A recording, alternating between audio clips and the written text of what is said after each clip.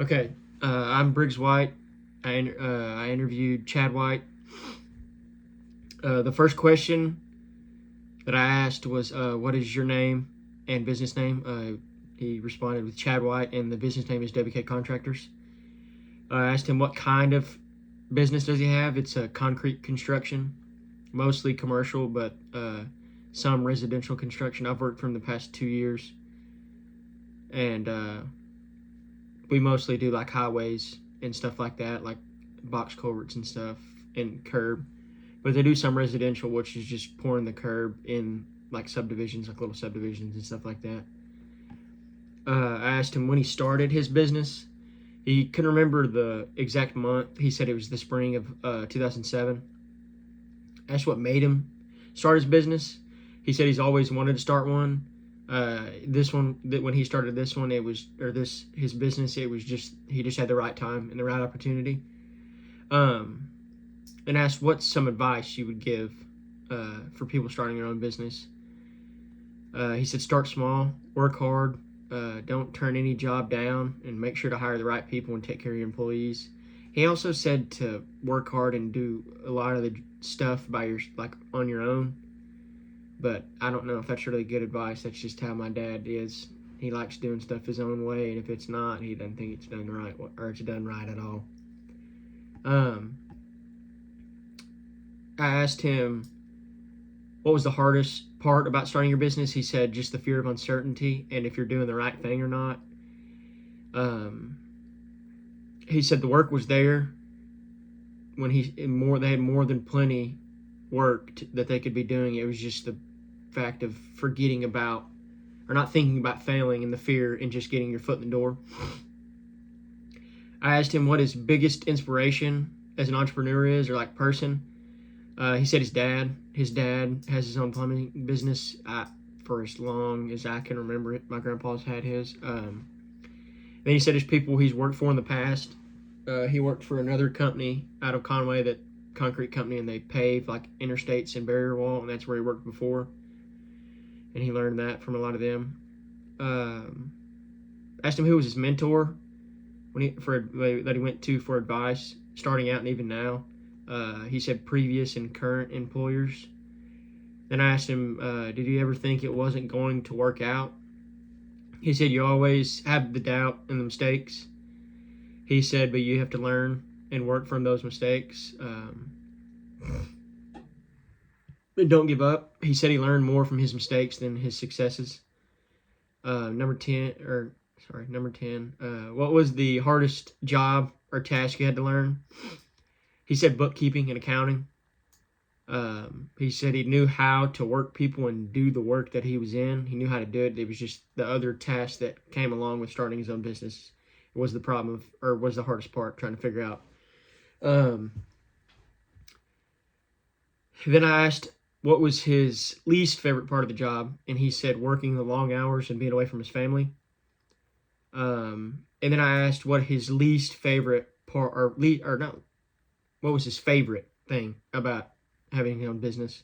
He said the freedom and being able to work on his own schedule. I remember there was times when I was younger, and it's during the winter time like it is now, and work slow. He would be hunting on weeks, just go, because he had everything planned out, and nobody really needed him, so you just go hunting.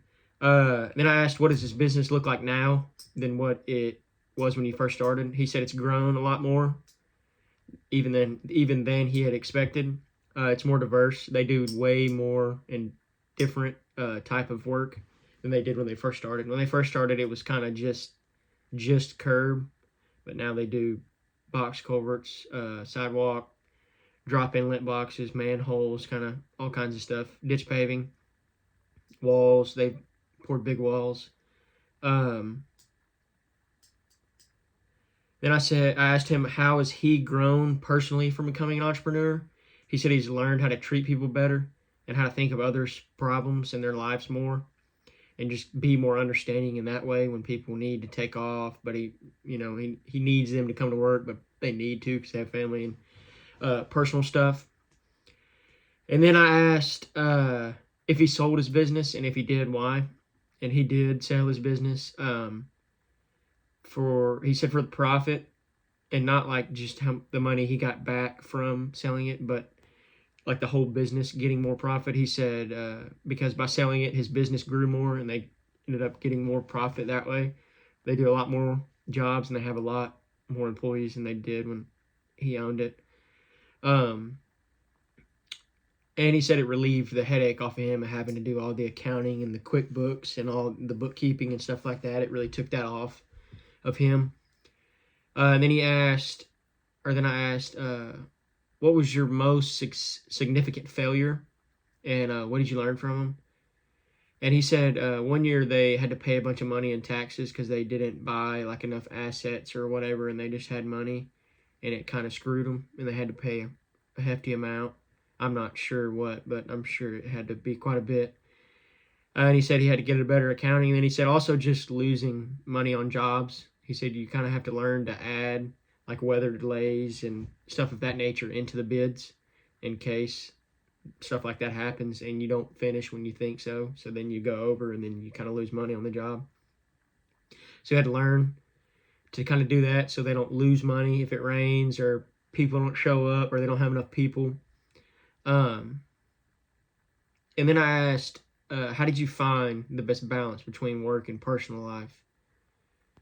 And he said he doesn't really know if he has found it.